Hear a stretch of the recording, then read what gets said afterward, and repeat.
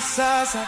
Kila siku ni zawadi toka kwa Maulana, sio ajabu nishike tama, majaribu nisha oh yeah.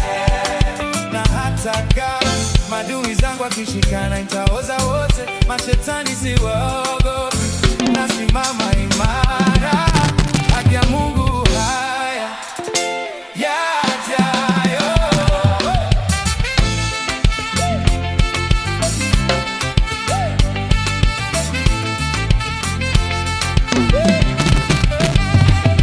Ndio basi nasonga nayo, wanashangaa kuna stress na kupambana nayo, naishi safi na kesi mahakamani na deni la majirani.